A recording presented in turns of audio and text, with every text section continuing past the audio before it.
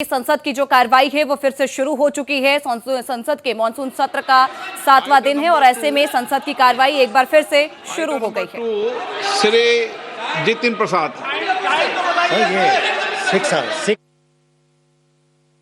अध्यक्ष महोदय, टाइम घंटे 1 मिनट। संसदीय कार्य मंत्री जी, आप बैठकर आपस में चर्चा कर लेना। आप सुनिए ना, ऐसे नहीं होता है। मैंने व्यवस्था 6 घंटे की दी थी। दोनों दल और सब दल मिलकर अभी शुरू होने के 1 घंटे बाद आपस में चर्चा करके और मुझे बता देना। मैंने व्यवस्था पहले 6 घंटे की दी थी, पर संसदीय कार्य मंत्री आप बैठकर चर्चा कर लेना। 1 मिनट वेणु जी, 1 मिनट वेणु जी, 1 मिनट मैं बताता हूं सर। आप आपस में आपने घोषणा किया कि इस विधायक पे 6 घंटे का आप टाइम देना चाहते हैं, फिर भी आप सदन के नेता सब मिलकर के बात कीजिए। आपने वहां से एक निर्देशन दिया था। फिर मैंने सब पार्टी के नेताओं से बातचीत किया। आज कांग्रेस के चीफ व्हिप और समाजवादी के हमारे चीफ व्हिप और डीएमके के, उसके बाद में एसपी शरद पवार जी का एनसीपी पार्टी, सबसे हमने बात किया तो सबने कहा कि ठीक है, 6 घंटे को हम 2 घंटे बढ़ा करके 8 घंटे हम चर्चा करेंगे। ये एग्रीमेंट हुआ, सब थे हम लोग। फिर उसके बाद नहीं, फिर अभी मैंने 1 मिनट मणिकम टेगोर, आप मणिकम टेगोर को बुला लीजिए, आपका चीफ व्हिप है। गरम संसदीय कार्य मंत्री झूठ नहीं बोलते। यहाँ मणिकम टेगोर था, उनसे बात करके आए थे। और मैं बुलाओ मणिकम टेगोर को। हाँ, मेरे को आपने कहा, मुझे आपने कहा, मैंने आपको कहा, मैंने संसदीय कार्य मंत्री। ठीक है, मैं सदन में कहता हूं वेणुगोपाल जी, अगर आप 2 घंटा एक्स्ट्रा चाहिए, सरकार कोई आपत्ति नहीं रखता है। एक बार मिलकर के तय कर लेंगे। अभी स्पीकर साहब ने कह दिया, हम और 1 घंटा बढ़ाने में हमारा कोई आपत्ति नहीं है। सरकार आप बता दें कितने घंटे की बात करना चाहते हैं? नहीं, इसलिए मैंने क्रमवार बोला। पहले आपने 6 घंटे बोला, फिर बाद में 8 घंटे बोला। 8 घंटे के बाद भी और भी समय चाहिए तो हम 10 घंटे के लिए तैयार हैं। ठीक है, ओके, ठीक है, चलिए प्लीज बैठ जाइए। अब व्यवस्था जम गई। जब बीएससी नहीं होती तो सदन का सेंस लिया जाता है, इसलिए सदन का सेंस बन गया है। ठीक है, आगे बढ़ें। सभा पटल पर रखे जाने वाले पत्र, आइटम नंबर 2, जितिन प्रसाद जी। अध्यक्ष महोदय, मैं आपकी अनुमति से आज की संशोधित कार्यसूची में क्रम संख्या 2 पर मेरे नाम के समक्ष उल्लेखित पत्रों को सदन के पटल पर रखता हूं। Item number 3, Shri Ramnath Thakur. मैं अध्यक्ष महोदय, मैं आपकी अनुमति से आज की पुनरीक्षित कार्यसूची में क्रम संख्या 3 पर अपने नाम के समक्ष दर्ज पत्र सभा पटल पर रखता हूं। आइटम नंबर 4, श्री नित्यानंद राय मेघवाल जी। अर्जुन मेघवाल जी। धन्यवाद अध्यक्ष महोदय, मैं आपकी अनुमति से लोकसभा की संशोधित कार्यसूची के क्रम संख्या 4 पर अंकित दस्तावेज जो श्री नित्यानंद राय साहब के नाम के आगे अंकित है, आपकी अनुमति से सदन के पटल पर रखता हूं। धन्यवाद। Item number 5, Shri SP Singh Baghel. मैं आपकी अनुमति से आज की लोकसभा की संशोधित कार्यसूची में क्रम संख्या 5 पर मेरे नाम के आगे उल्लिखित पत्र सदन के पटल पर रखता हूं। Item number 6, Shri BL Verma ji. आदरणीय अध्यक्ष महोदय, मैं आपकी अनुमति से आज लोकसभा की संशोधित कार्यसूची में क्रम संख्या 6 पर अपने नाम के सम्मुख अंकित पत्र सभा पटल पर रखता हूं। Item number 7, Shri Bandi Sanjay Kumar. मैं आज की पुनरीक्षित कार्यसूची में क्रम संख्या 7 पर मेरा नाम के सम्मुख लिखित दस्तावेज सभा पटल पर रखता हूं। Item number 8, Shri Pabitra Margherita ji. So, with your permission, I rise to lay on the table of the House paper mentioned against my name at serial number 8 of the Ministry of Textiles as per today's revised list of business. Item number 9, Shrimati के कनिमोजी। आप सदन के पटल नहीं, श्री राव राजेंद्र सिंह जी, चलिए कोई बात नहीं, हो जाता है। आइटम नंबर 10 सर, मैं आप रखना चाहते हैं? अच्छा, राव साहब रख दें। आदरणीय अध्यक्ष इशीपुटी राव साहब रख लें, कोई बात नहीं। आदरणीय अध्यक्ष महोदय, मैं आज की कार्यसूची में अपने नाम के समक्ष यथा सूचीबद्ध उपभोक्ता मामले, खाद्य और सार्वजनिक वितरण संबंधी स्थायी समिति के 17वें और 18वें प्रतिवेदन की एक प्रति हिंदी तथा अंग्रेजी संस्करण प्रस्तुत करता हूं। Item number 10 Shri Jitin Prasada ji. Respected sir, with your kind permission, I make a statement regarding the status of implementation of the recommendations contained in the 195th report of the Standing Committee on Commerce on demand for grants 2627, demand number 10, pertaining to the Department of Commerce, Ministry of Commerce and Industry. Item number 11 Shri Ramnath Thakur ji. माननीय अध्यक्ष जी महोदय, मैं आपकी अनुमति से आज की कार्यसूची क्रम संख्या 11(1) में वर्णित कृषि एवं किसान कल्याण विभाग, कृषि एवं कल्याण मंत्रालय के लिए कृषि पशुपालन और खाद्य प्रसंस्करण मांग अनुदान मांग संख्या 1 की अस्थायी समिति 7वीं रिपोर्ट में निहित सिफारिशों के कार्यान्वयन की स्थिति के संबंध में एक सदन के पटल पर रखता हूं। Item number 12 Shrimati Anupriya Patel. Honorable Speaker, sir, on behalf of my senior colleague Shri Jagat Prakash Nadda ji, I rise to move that in pursuance of Section 4G, read with Section 6(3) of the All India Institute of Medical Sciences Act 1956, the members of this House do proceed to elect, in such manner as the Speaker may direct, one member from amongst themselves to serve as the member of the All India Institute of Medical Sciences Guwahati, vice Shri Pradyut Bordoloi, resignation from Lok Sabha with effect from 20th March 2026, subject to the other provisions of the said Act. Thank you.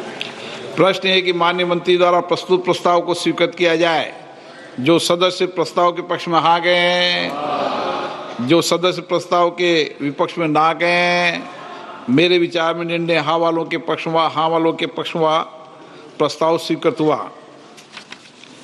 माननीय सदस्यगण, जिन्हें आज नियम 377 के अधीन मामले उठाने की अनुमति प्रदान की गई, वे व्यक्तिगत रूप से अपने अनुमोदित पाठ को सदन पटल पर रख सकते हैं। आइटम नंबर 14 लोक परीक्षा अनुचित साधन निवारण संशोधन विधेयक 2026। माननीय मंत्री जी कुछ रखना चाहते हैं?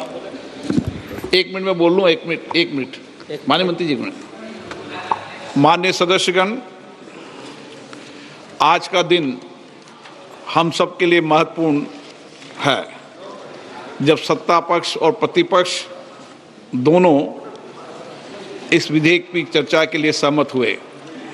ये विधेयक लोक परीक्षा अनुचित साधन निवारण अधिनियम 2024 में संशोधन करने का प्रस्ताव करता है। इसका उद्देश्य लोक परीक्षाओं की निष्पक्षता, पारदर्शिता तथा विश्वसनीयता की ओर अधिक सुदृढ़ बनाना है तथा प्रश्न पत्र लीक, संगठित परीक्षा अपराधों एवं अनुचित साधनों पर प्रभावी अंकुश लगाने के लिए विधि व्यवस्था को और सशक्त बनाना है। परीक्षा प्रणाली की विश्वसनीयता और पारदर्शिता राष्ट्रहित का महत्वपूर्ण विषय है। इस विषय पर व्यापक चर्चा, गंभीर विचार विमर्श इस सदन में होना आवश्यक है। पूरा देश चाहता है कि सभी मान्य सदस्य इस विषय पर सार्थक विचार विमर्श करें, अपने अनुभव साझा करें, अपने विचार रखें और रचनात्मक सुझाव रखें, ताकि हम एक बेहतर कानून बना सकें। कानून जितना बेहतर होगा, मेरा मानना है, परीक्षा प्रणाली के अंदर विश्वसनीयता और प्रामाणिकता भी हम सुनिश्चित कर पाएंगे। इसलिए मेरा सभी मान्य सदस्यों से आग्रह है कि हम इस चर्चा को सकारात्मक रूप से संसदीय परंपराओं, नियमों और मर्यादाओं के अनुरूप रखें, ताकि एक अच्छा सकारात्मक देश हमारे देश के युवा विद्यार्थियों के बीच में जाए। माननीय मंत्री महोदय,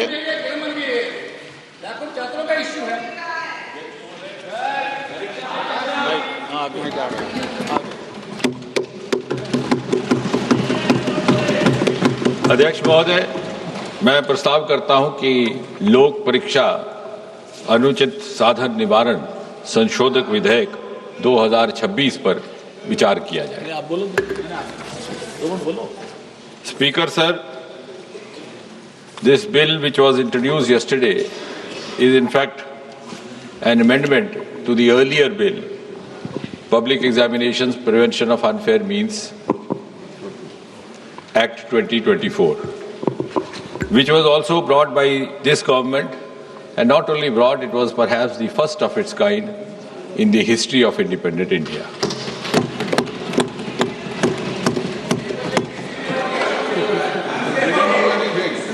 The earlier bill and the amendment today are, in a way, a reaffirmation of this government's deep commitment to safeguard the welfare of the students and the youth of this country. And at the same time, it is also a reiteration of Prime Minister Modi ji's resolve not to allow anyone to compromise with the future of the children of Mother India. And therefore, this bill can be described in a way as a milestone legislation in the history of Indian Parliament. अब ये जो examinations को लेकर के तरह तरह की वारदातें होती रही या पेपर लीक भी होता रहा, ये केवल किसी एक प्रदेश या एक प्रांत तक सीमित नहीं रहा। ऐसा पहले भी होता था। अलग अलग पार्टियों की सरकारें रही, अलग अलग प्रदेश रहे।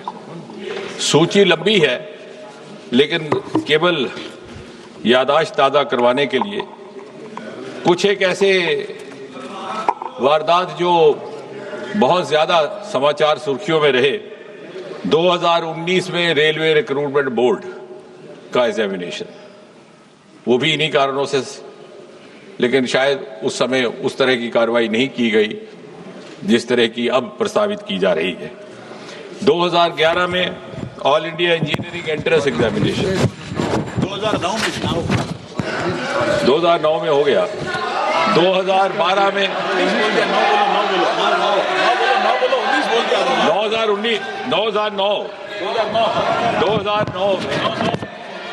2009 में रेलवे रिक्रूटमेंट बोर्ड, 2011 में वेणुगोपाल जी, by changing figures or digits, you cannot change the record.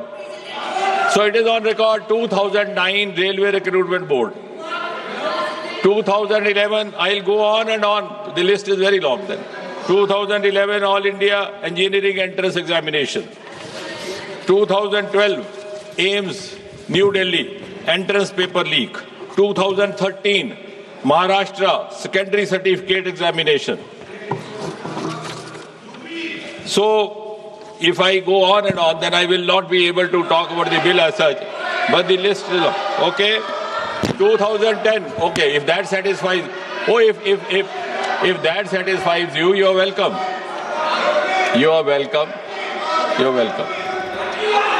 2010 B.Ed Entrance Examination, Uttar Pradesh. 2012 Tamil Nadu Public Service Commission.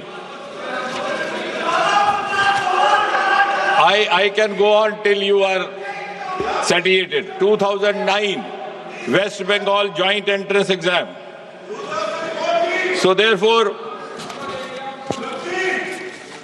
it was realized by this government that we need to have an exclusive legislation.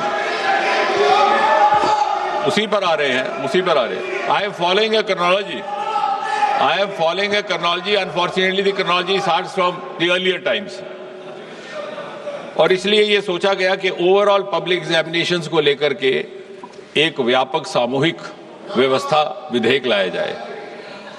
Bharat सरकार में 4 प्रमुख recruitment agencies हैं, जैसा कि हम सब जानते हैं, UPSC, staff selection commission, railway recruitment board और इंस्टीट्यूट ऑफ बैंकिंग पर्सोनल। और इसी तरह से हायर एजुकेशन एडमिशन्स के लिए नेशनल टेस्टिंग एजेंसी, उसका गठन भी 2017 में किया गया था इसी सरकार द्वारा। अब आप कह रहे हैं कि डेट्स क्यों बता रहा है, वो इसलिए कि 2092 में 1992 first time there was a recommendation made to the government of India, the then headed by the Congress party, that there should be a common testing national agency. It was 1992. Then in 2010, during UPA rule, there was again a committee which suggested, I don't know why this was not given due consideration, for whatever reasons and for whatever interests. So I think you must compliment Prime Minister Modi and this government. It has finished an unfinished task which you should have accomplished.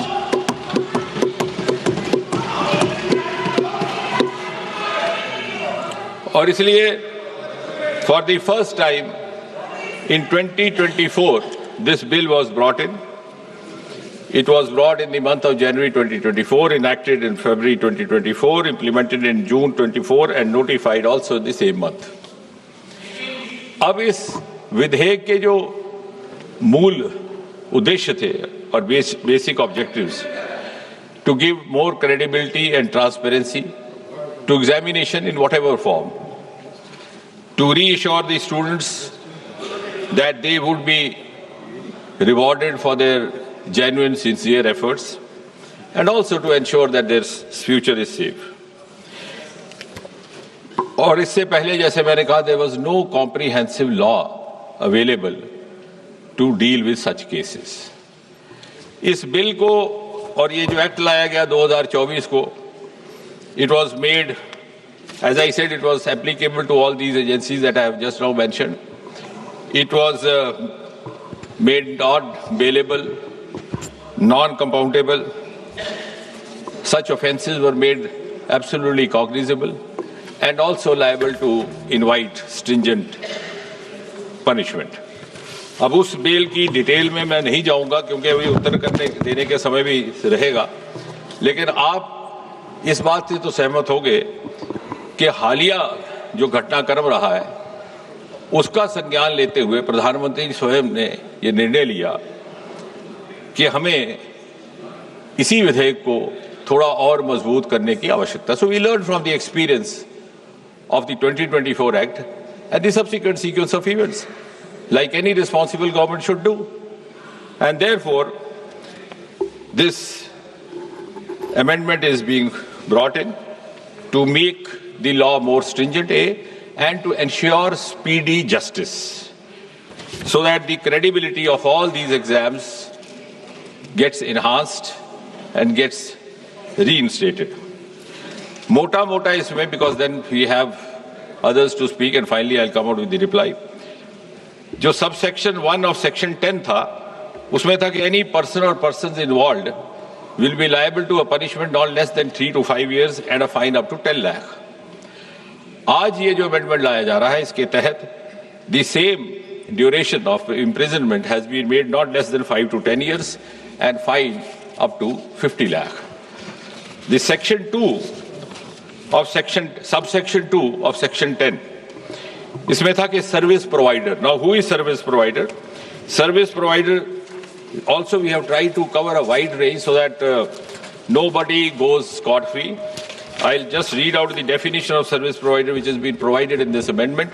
Service provider means any agency, any organization, any body, any association of persons, any business entity, any company, any partnership, or single proprietorship firm, including its associates, subcontractors, and provider of support of any computer resource or any material by whatever name it may be called, which is engaged by the Public Examination Authority for the conduct of public examination. तो service provider के लिए सजा पहले भी काफी मजबूत थी. There was fine up to 1 crore in the 24 act, उसको बढ़ा करके अब 5 करोड़ किया जा रहा है. इसके साथ साथ the recovery of the proportional cost of exam, और सबसे महत्वपूर्ण कि 2024 के कानून में ये भी लिखित था कि the provider will be board from conducting any exam for the next 4 years. उस अवधि को बढ़ा करके आज इस संशोधन के तहत 8 साल किया जा रहा है. So any service provider found guilty of indulging in any kind of misappropriation or malpractice which has resulted in such consequences will be debarred from conducting an exam for the next or the subsequent 8 years. इसी तरह subsection 3 और section 10, director और senior management जो उसके in charge होंगे, even they will not be spared. कई बार ऐसा हो जाता है कानून में कि जो इमीडिएट हैंडलर है उसको पनिशमेंट हो जाती है. So this act seeks to include all involved directly, indirectly, one way or the other, so that it sets a deterrent example also for others. So senior direct management persons or director के लिए the imprisonment was 3 to 10 years in the earlier act. We are increasing it to 10 years, and the fine was up to 1 crore. It has been increased to 5 crore. And finally, the organized crime committers, where there is a mafia gang found, there is a nexus found, as we have experienced. I am not accusing any government, not finding fault. As I said right in the beginning, it is a malaise. It is an issue that is being faced by almost every state and UT of this country, regardless of whichever party in power. It is happening in Punjab. It is happening in Karnataka also, whether we name those states or not. So organized crime, that is examination authority or service provider institution, whatever, in that case the imprisonment earlier was 5 to 10 years. It's been increased to 7 to 10 years, and the fine was earlier up to 1 crore. It is now proposed to be increased to 10 crore. और सबसे महत्वपूर्ण बात जिसका प्रधानमंत्री जी ने video के माध्यम से जिक्र भी किया, to ensure speedy justice, we will have special fast track courts established only for the cases dealing with unfair means in examinations. और चाहे वो स्पेशल टास्क फोर्स हो, चाहे वो central agency, because this bill and the earlier bill also entitles the government or the authorizes the government to pass this on to any central agency or to special task force, or even when the police RC is conducting. उनके लिए section 12A has been added to this earlier bill, which provides for special fast track courts. अब उसमें भी हमने एक समय सीमा तय कर दी है. The investigation has to be completed within a span of 2 months, regardless of whether it is a central agency or a special task force. और 2 महीने के भीतर सारी जांच इन्वेस्टिगेशन मुकम्मल की जाएगी, और उसके बाद जो भी ट्रायल कोर्ट होगा, जो अभी इस केस में is going to be a fast track special court, उसमें ये 3 महीने, यानी जिस दिन वारदात रिपोर्ट हुई है उस दिन से लेकर के आखिरी निर्णय आने तक 5 महीने से ज्यादा अवधि काल नहीं रहा जाएगा. So I think this is one of the most important components incorporated in this amendment. और उसके बाद भी अगर कोई अपील करना चाहे तो appeal will not be less than double bench of high court and appeal within 30 days. That too, if there are justifiable grounds to satisfy the crowd. इसके साथ ही साथ इससे जुड़े जो और जुर्म होंगे, जो और क्राइम होंगे, they will also not go unattended और स्कॉट फ्री। जो हमारी भारतीय न्याय समिति के प्रावधान है उसके अंतर्गत उनका भी निवारण करने का प्रावधान रहेगा। और इसलिए मेरा ये निवेदन है कि एक बड़ा ही महत्वपूर्ण विधेयक लेकर के आए हैं हम, और सरकार की प्रतिबद्धता का आप इसी बात से अनुमान लगा सकते हैं कि इसी विधेयक के लाने के साथ ही साथ हमारे लॉ मिनिस्टर साहब की ओर से भी एक प्रस्ताव जारी कर दिया गया कि वक्त ज़ाया ना हो तो ये जो स्पेशल फास्ट ट्रैक कोर्ट्स है इनको स्थापित करने का भी क्रम साथ ही साथ प्रारंभ किया जाए।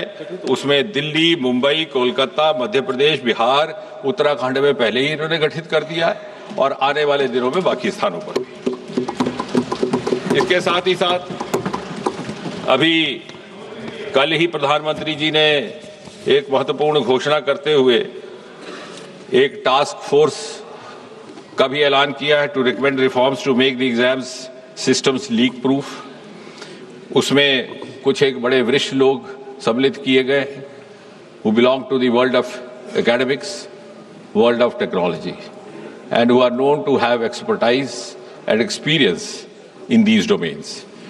Mr. Nandan Nilekani, co-founder Infosys, Mr. S. Somnath, ISRO chief, Tapan Dekka, ex-DIB, Mr. V. Kamakoti, director IIT Madras, Chennai, और इसी तरह से हमारे दो और मेंबर भी उसमें शामिल हैं, एक फॉर्मर सेक्रेटरी एजुकेशन और एक टेक्नोलॉजी एक्सपर्ट।